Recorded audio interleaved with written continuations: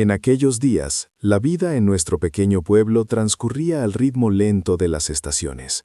Los inviernos eran largos y silenciosos, cubiertos por un manto de nieve que aislaba las casas y los corazones.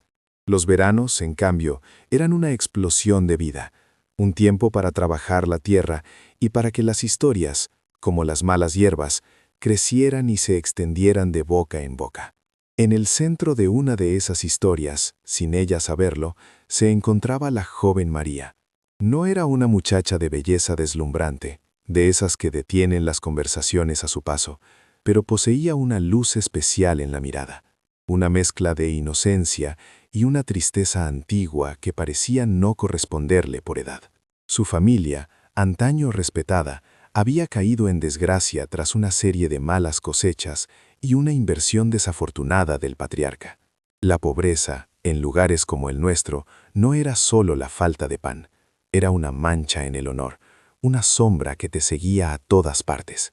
Y sobre esa sombra, a María le cayó otra aún más oscura, un romance juvenil, torpe e imprudente, con un mozo de una aldea vecina, unas cartas interceptadas, unos besos robados a la vista de alguien que no supo guardar el secreto. No fue un gran pecado, no a los ojos de Dios, pero sí a los de la comunidad. De la noche a la mañana, María se convirtió en esa chica. Las madres apartaban a sus hijas cuando ella pasaba, y los hombres la miraban con una mezcla de lástima y deseo mal disimulado. El escándalo, aunque pequeño, fue suficiente para cerrar todas las puertas que una joven de su tiempo necesitaba tener abiertas.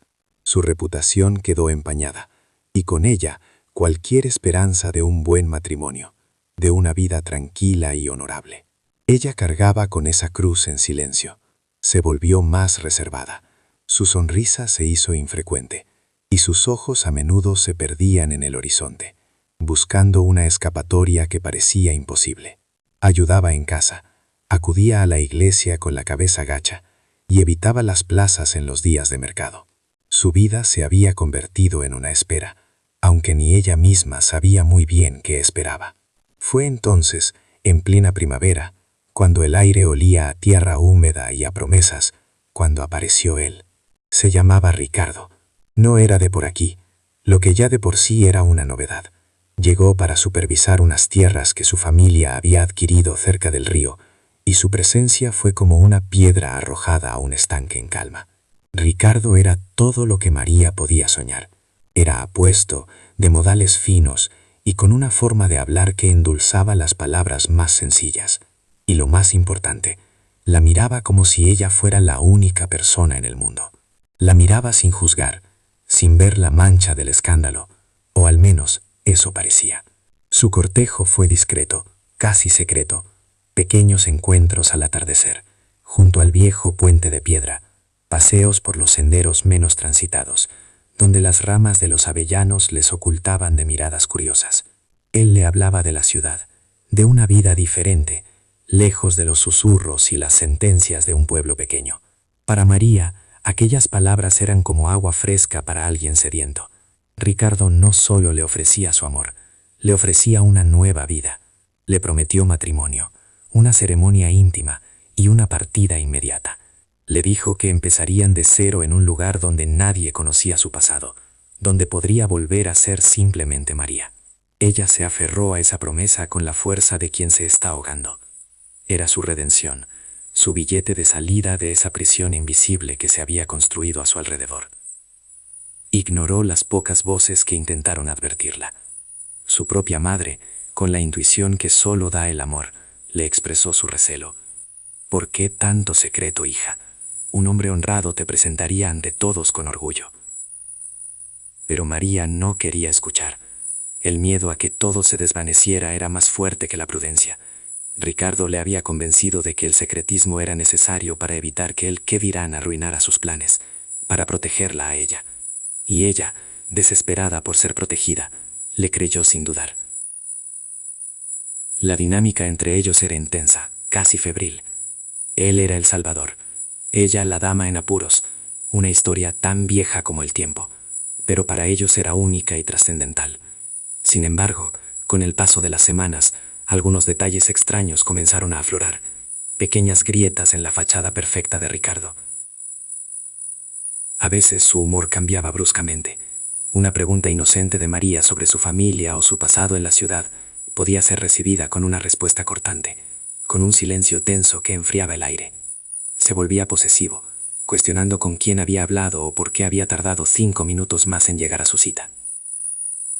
María, en su anhelo de complacerle y no poner en riesgo su única esperanza, disculpaba estos comportamientos.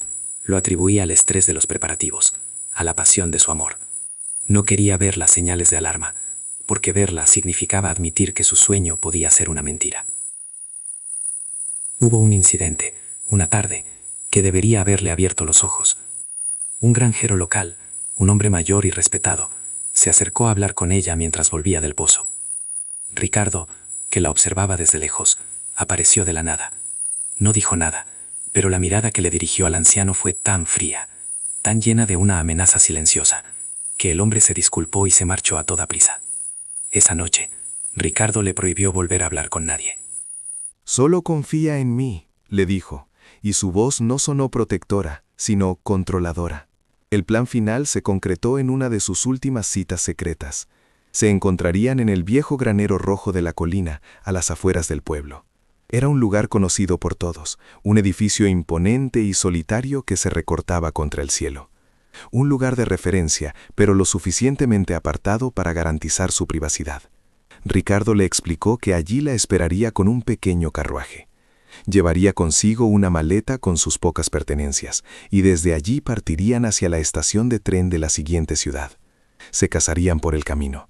Todo parecía perfectamente planeado, una fuga romántica sacada de una novela. Los días previos a la cita, el comportamiento de Ricardo se volvió aún más errático. Estaba nervioso, impaciente. Revisaba constantemente el camino, miraba por encima del hombro como si temiera ser seguido. María lo interpretó como la ansiedad propia de un hombre enamorado, a punto de cambiar su vida por completo. La tarde de la cita, un sol tibio de finales de verano se derramaba sobre los campos. María se preparó con un cuidado casi ceremonial. Se puso su mejor vestido, uno sencillo de color azul pálido que su madre le había cosido. Se peinó el cabello en una larga trenza y se miró al espejo por última vez. La joven que le devolvía la mirada estaba llena de miedo, pero también de una inmensa esperanza. Estaba a punto de dejar atrás el dolor, los susurros, la vergüenza. Iba a empezar de nuevo, a construir la vida que sentía que le habían robado. Salió de casa con una excusa simple, que iba a dar un paseo para recoger flores silvestres. Llevaba un pequeño atillo con sus cosas, escondido bajo el chal. Su corazón latía con una fuerza desbocada, una mezcla de euforia y pánico. Cada paso que la alejaba de su hogar era un paso hacia su futuro, hacia Ricardo, hacia la libertad. Mientras caminaba por el sendero que llevaba a la colina, no se dio cuenta de que el cielo comenzaba a oscurecerse, no por el atardecer, sino por unas nubes grises que se acumulaban en el horizonte. No se fijó en el silencio inusual del campo, en la ausencia del canto de los pájaros. Toda su atención, toda su alma estaba puesta en la silueta de aquel granero rojo que se hacía más y más grande a cada paso. Para ella no era solo un edificio de madera y tejas, era el umbral de su nueva vida, la puerta de entrada a la felicidad que tanto había anhelado. No podía saber que en realidad estaba caminando directamente hacia su tumba, y que la promesa de un futuro brillante no era más que el cebo de una trampa mortal, cuidadosamente preparada por la única persona en el mundo en la que había depositado toda su confianza. El escenario estaba listo. La escalada de tensión había llegado a su punto culminante, y en el silencio expectante de aquella colina, el destino de María estaba a punto de sellarse para siempre. El sol comenzaba a descender, tiñendo de oro y melancolía los bordes de las nubes que se habían ido acumulando. María llegó a la colina con el corazón en la garganta, una mezcla de júbilo y un temblor que no sabía si era por el frío o por el miedo. El granero rojo se alzaba ante ella, imponente y silencioso. La gran puerta de madera estaba entreabierta, una boca oscura que invitaba a entrar en las sombras. Esperaba ver el carruaje cerca, los caballos resoplando impacientes, pero no había nada. Solo el silbido del viento entre las hierbas altas. Con una extraña premonición que intentó acallar, empujó la pesada puerta. El interior olía a heno viejo, a tierra húmeda y a tiempo detenido. La luz del atardecer se colaba a través de las rendijas de las paredes, dibujando largas rayas doradas en el aire cargado de polvo. Y allí, en el centro de aquel escenario de quietud, estaba él, Ricardo. No estaba sonriendo. No había en su rostro la alegría del amante que está a punto de fugarse con su prometida. Estaba de pie, con los brazos cruzados, y su mirada era dura, irreconocible. «Ricardo», susurró ella, y su voz sonó pequeña, frágil. «¿Dónde está el carruaje? ¿Ocurre algo?» Él no se movió. El silencio se estiró entre ellos, tenso y pesado. Fue un silencio que contenía todas las respuestas que María no quería oír. En ese momento, en la quietud de aquel granero, la hermosa promesa que la había sostenido durante semanas comenzó a desmoronarse, a mostrar su verdadera y espantosa naturaleza. «No hay ningún carruaje, María», dijo él finalmente, y su voz no era la música que ella recordaba, sino el frío filo de un cuchillo. Nunca lo hubo. Aquellas palabras no tuvieron sentido al principio. Eran como piedras arrojadas a un pozo profundo, y María tardó un instante en escuchar el eco de su significado. Miró a su alrededor, buscando una explicación, una maleta, una señal de que todo era una broma cruel. Pero solo vio las herramientas de labranza colgadas en las paredes, las telarañas en las vigas, y la expresión vacía de Ricardo. El miedo, un miedo puro y helado, comenzó a trepar por su espalda. «¿Qué quieres decir? ¿Y la boda? ¿Nuestro futuro?» Él soltó una risa corta, amarga, un sonido que no le pertenecía. «Tu futuro», dijo, acercándose un paso. «¿Creíste que alguien como yo se casaría contigo? ¿Con la chica de la que todos se ríen? Fuiste un pasatiempo, María, una distracción en este pueblo aburrido». Cada palabra era un golpe. La esperanza que había florecido en su pecho se marchitó en un instante, dejando un vacío helado. La humillación, la vergüenza de la que intentaba escapar, volvió a caer sobre ella con una fuerza multiplicada, pero esta vez venía acompañada del terror. Vio en los ojos de Ricardo algo que nunca antes había visto, una crueldad fría y calculada. Comprendió que no solo le había mentido, sino que la había llevado allí con un propósito oscuro. Se dio la vuelta, con el único instinto de huir, correr de vuelta al pueblo, a la seguridad de su hogar, a los susurros que ahora le parecían un consuelo. Pero él fue más rápido. La agarró del brazo con una fuerza que le cortó la respiración. La tela de su vestido azul se tensó. El pequeño atillo con sus pertenencias cayó al suelo, esparciendo sus pobres tesoros sobre la tierra apisonada. Una cinta para el pelo, una pequeña cruz de madera, un par de cartas. «¿A dónde crees que vas?», sisió él, arrastrándola de nuevo hacia el centro del granero. La lucha fue breve, desesperada y silenciosa. Un forcejeo ahogado en el polvo, la súplica en los ojos de María chocando contra el muro de indiferencia de su agresor. Ella no era rival para su fuerza. Él la empujó y ella cayó hacia atrás, golpeándose la cabeza contra un viejo poste de madera. El mundo le dio vueltas por un segundo, y un dolor agudo le nubló la vista. Mientras ella yacía aturdida en el suelo, Ricardo caminó con calma hacia una de las paredes. Sus ojos recorrieron las herramientas colgadas en la penumbra. Pasó de largo un rastrillo, una horca de heno. Sus dedos se detuvieron en el mango de madera, liso y gastado por el uso, de una pala. La descolgó. El metal emitió un sonido grave y seco al rozar la pared. Era una herramienta robusta, pesada, diseñada para abrir la tierra, para sembrar vida. María lo vio acercarse, con la pala en la mano, y el último vestigio de incredulidad se desvaneció, reemplazado por la certeza absoluta de la muerte. Intentó gritar, pero de su garganta solo salió un gemido ahogado. Intentó arrastrarse hacia la puerta, hacia la luz moribunda del exterior, pero sus miembros no le respondían. Lo último que vieron sus ojos no fue el rostro de un amante, sino el de un verdugo, recortado contra la luz que se filtraba por las rendijas. Y luego, el silbido del metal al cortar el aire y un dolor fulminante que lo apagó todo. El silencio que siguió fue absoluto, más profundo que cualquier silencio anterior. Ricardo se quedó de pie durante un largo momento, con la respiración agitada, mirando el cuerpo inmóvil de María. No había pánico en su rostro, solo una fría determinación. El plan desde el principio había sido este. No había habido pasión, ni error, ni un arrebato de ira, solo un cálculo frío para silenciarla, para borrarla. Quizás temía que ella revelara su romance, que complicara sus verdaderos planes en la región, planes que nada tenían que ver con el amor. Con una eficiencia metódica, se puso a trabajar. Eligió un rincón oscuro del granero, donde el suelo de tierra parecía más suelto, y comenzó a cavar. El sonido de la pala hundiéndose en la tierra compacta fue el único requiem para María. Un sonido rítmico, monótono, terrible. El sudor perlaba su frente mientras la fosa se hacía más profunda, mientras la noche caía por completo en el exterior, envolviendo el granero en una oscuridad casi total. A lo lejos, en el camino que bordeaba la colina, un viejo granjero llamado Tomás regresaba a su casa más tarde de lo habitual. Sus ojos cansados se posaron en la silueta del granero rojo. Vio una luz débil y temblorosa que se filtraba por una de las grietas, probablemente de un candil. Se encogió de hombros, pensando que sería alguna pareja de jóvenes buscando intimidad, como siempre había ocurrido. Incluso le pareció oír un ruido sordo y repetitivo, pero lo atribuyó al viento, a una tabla suelta que golpeaba contra una viga. Siguió su camino, sin saber que acababa de ser el único y distante testigo de un entierro clandestino. Cuando la fosa fue lo suficientemente profunda, Ricardo depositó el cuerpo de María en ella sin ninguna ceremonia. La cubrió con la misma tierra que la había visto crecer, la misma tierra que ella había soñado con dejar atrás. Recogió el pequeño hatillo, cada una de sus pertenencias, para no dejar rastro alguno de su presencia.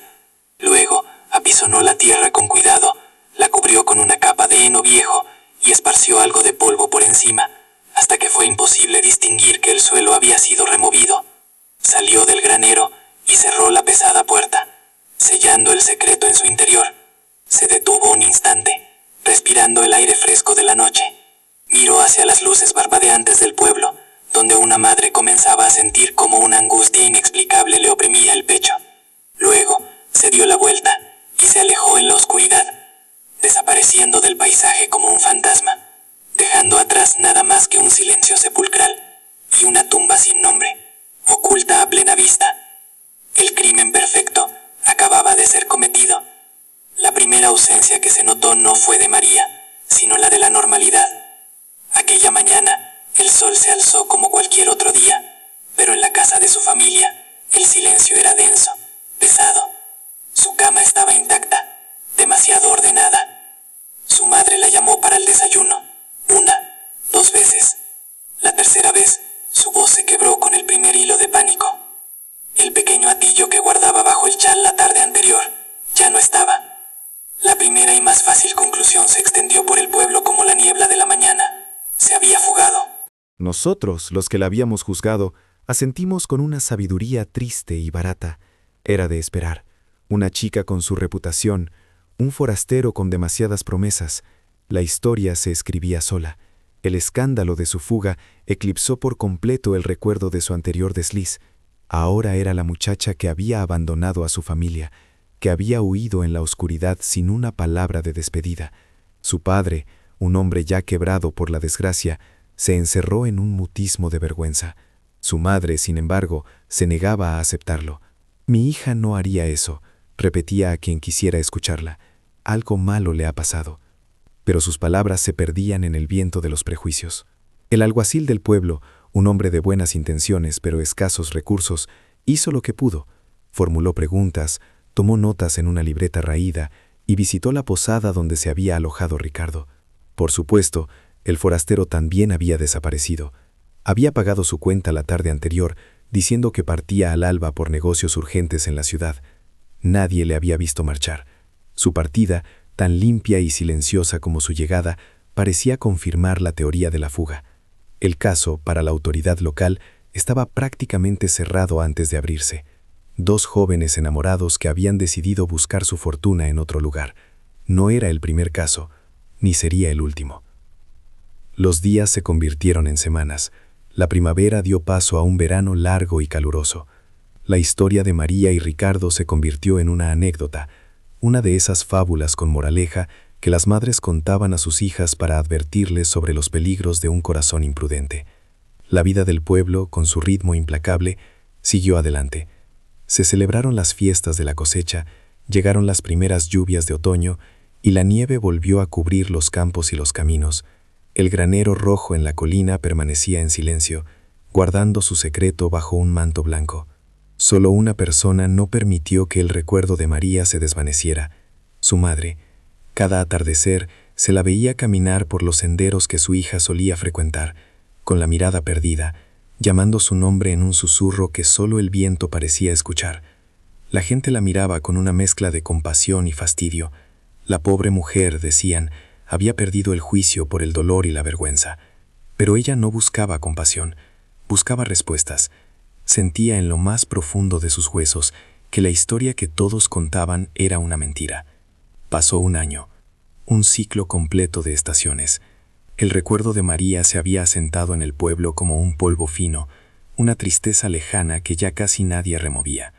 Las tierras que la familia de Ricardo supuestamente había adquirido fueron vendidas a un nuevo propietario, un hombre de la comarca vecina, práctico y sin interés por las historias locales.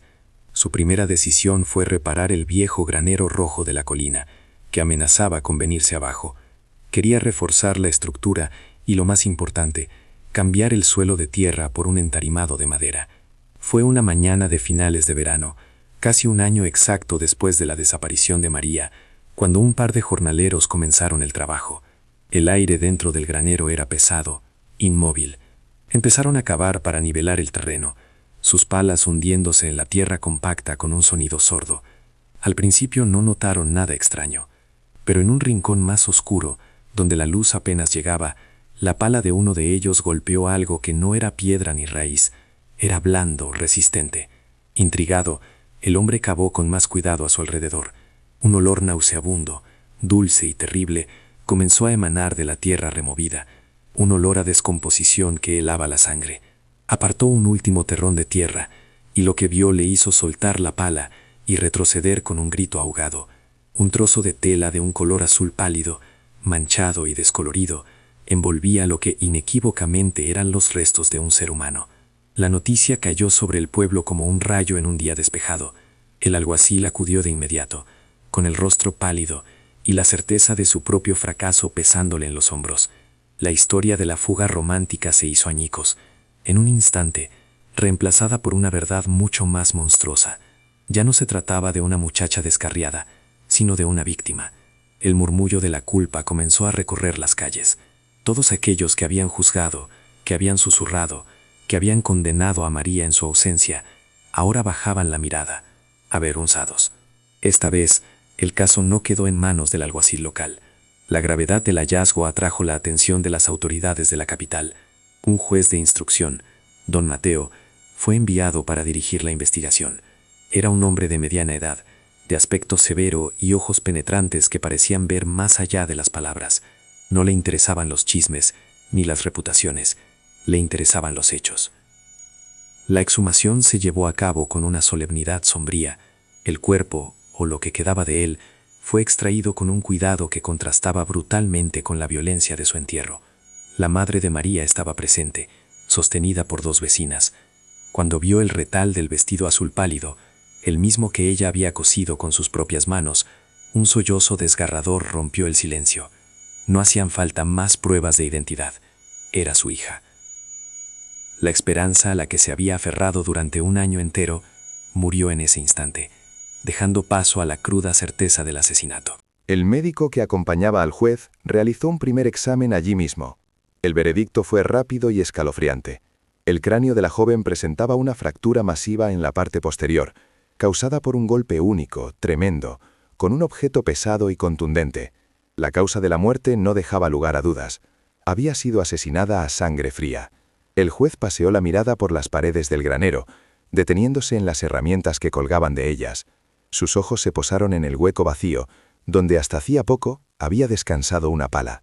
La investigación, ahora sí, comenzó de verdad. Don Mateo era metódico, implacable.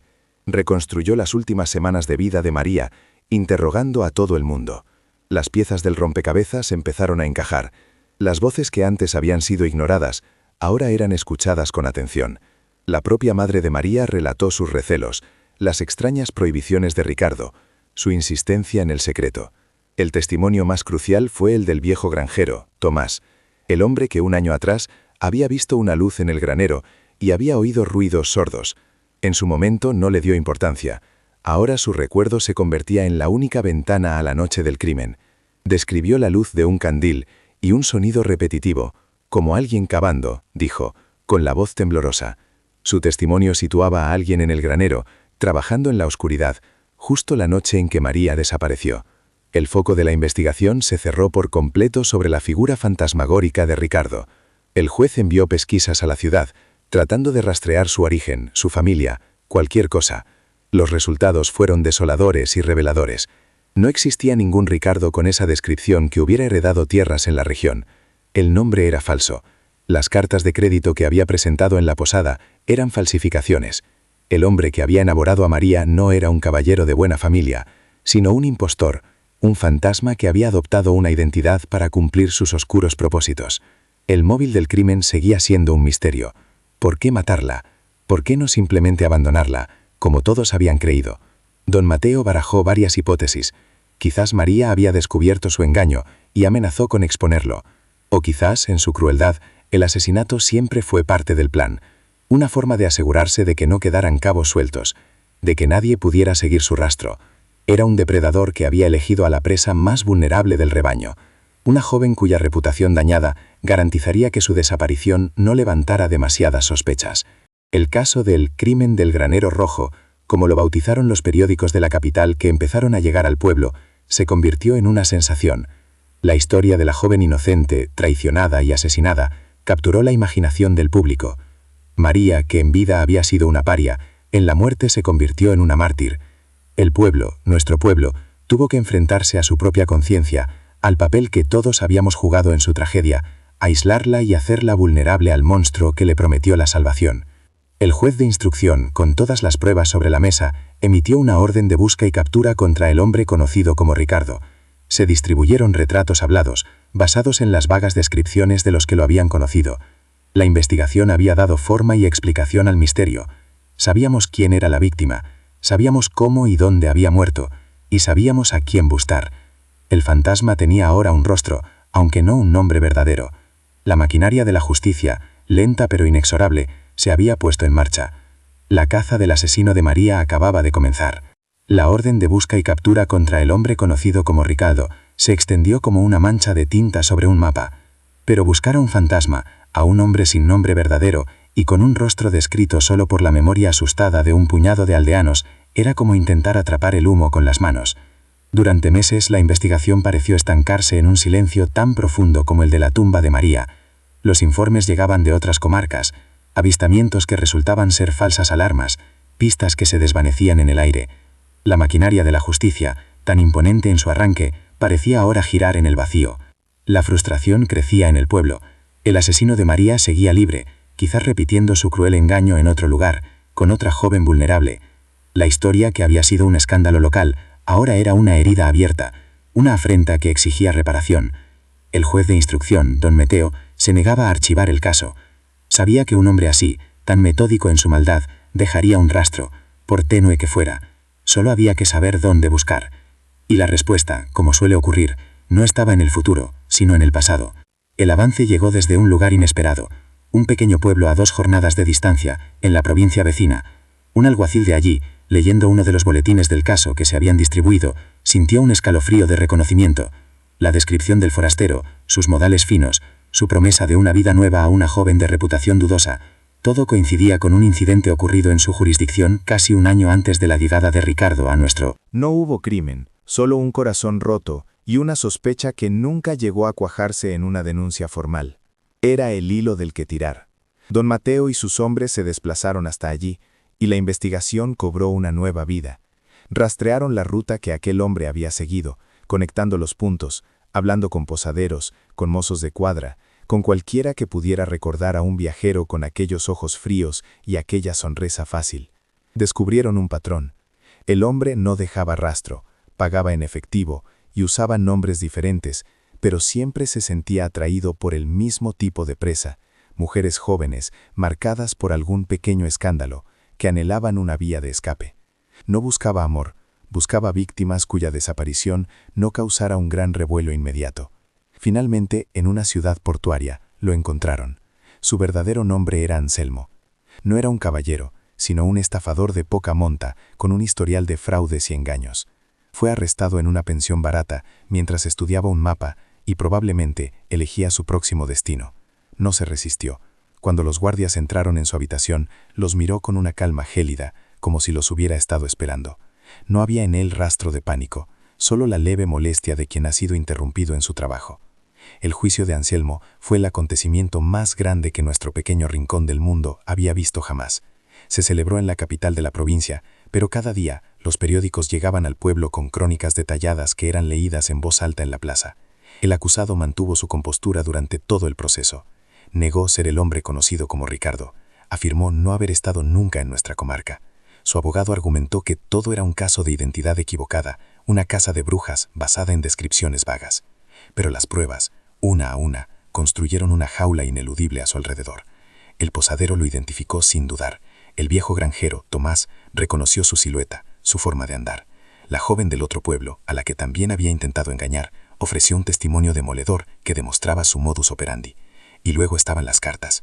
Aunque María había guardado las suyas en su pequeño atillo, una de las misivas de Ricardo, una nota breve concertando una cita, había caído tras un mueble en su habitación y fue encontrada por su madre.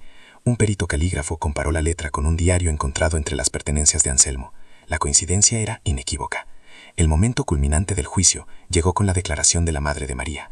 No lloró, no gritó, se sentó en el estrado y con una voz tranquila, pero cargada de un dolor que llenó la sala, habló de su hija, no de la chica del escándalo, sino de la joven asustada que solo quería una segunda oportunidad. Describió su amor por las flores silvestres, su sonrisa infrecuente, el miedo en sus ojos durante las últimas semanas, y mientras hablaba, no miraba al juez ni al jurado, miraba directamente a Anselmo, y por primera vez, la máscara de indiferencia del acusado pareció resquebrajarse. Apartó la vista, incapaz de sostener la mirada de aquella mujer cuyo mundo había destrozado. El jurado no tardó ni una hora en deliberar. El veredicto fue unánime: culpable, culpable de asesinato con premeditación y alevosía. La sentencia, dictada por el juez con una voz grave y solemne, fue la máxima que permitía la ley: la muerte por garrote vil. En la sala del tribunal se escuchó un suspiro colectivo, una mezcla de horror por la sentencia y de alivio por la justicia. La madre de María cerró los ojos y por fin 2 lágrimas silenciosas rodaron por sus mejillas. No eran lágrimas de alegría, sino de cierre. El largo año de incertidumbre había terminado.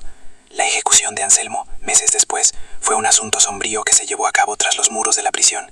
En el pueblo, la noticia se recibió con un silencio respetuoso. No hubo celebraciones, solo la sensación de que se había cerrado un capítulo terrible. Pero el final de Anselmo no fue el final de la historia. De hecho, fue el principio de algo más, el legado de María. Veréis, el crimen cambió nuestro pueblo para siempre. La culpa colectiva por cómo habíamos tratado a María en vida pesaba sobre todos nosotros. Nos obligó a mirarnos en el espejo y a no gustarnos lo que veíamos. Las madres, que antes apartaban a sus hijas de ella, ahora usaban su historia como una lección, no sobre la virtud, sino sobre la compasión. Se volvió una costumbre en el pueblo ser un poco más amables con aquellos que tropezaban, un poco más cautelosos con los extraños que ofrecían promesas demasiado buenas para ser verdad. El nombre de Ricardo se convirtió en un sinónimo local de engaño y peligro. Con el paso de los años, los historiadores y criminólogos que han estudiado el caso lo ven como un ejemplo temprano y escalofriantemente claro de la psicología de un depredador en serie. Anselmo no mató por pasión o por un arrebato de ira, mató por conveniencia, para borrar un cabo suelto y poder seguir con su vida de engaños. Su elección de víctimas, como lo señaló don Mateo en su informe final, era su firma: mujeres socialmente aisladas, cuya palabra valdría poco y cuya desaparición podría explicarse fácilmente como una fuga.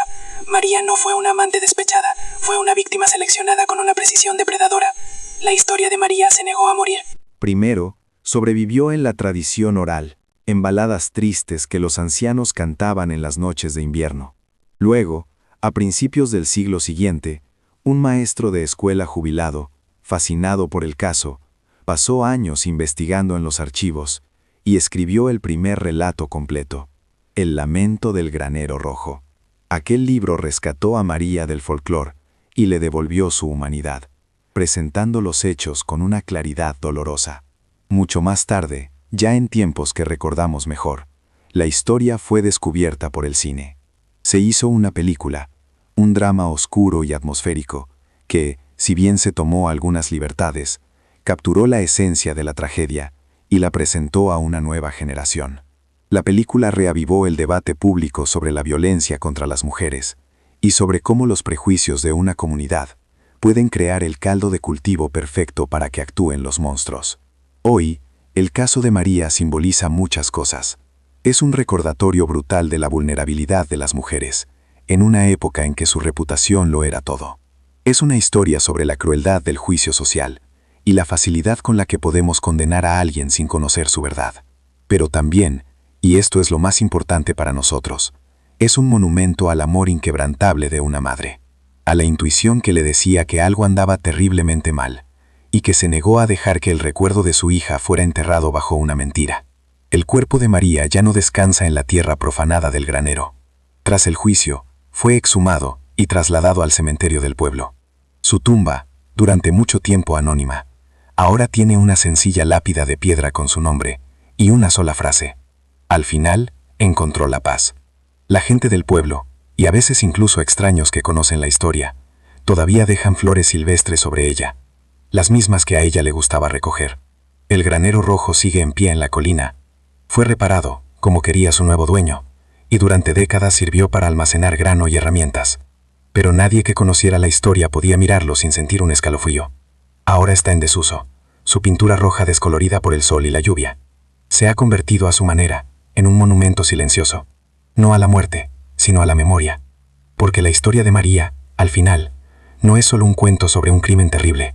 Es una parte de nuestra alma, un recordatorio grabado a fuego de que la justicia puede tardar, pero llega, y que la verdad, como un cuerpo enterrado, siempre, siempre, acaba por salir a la luz.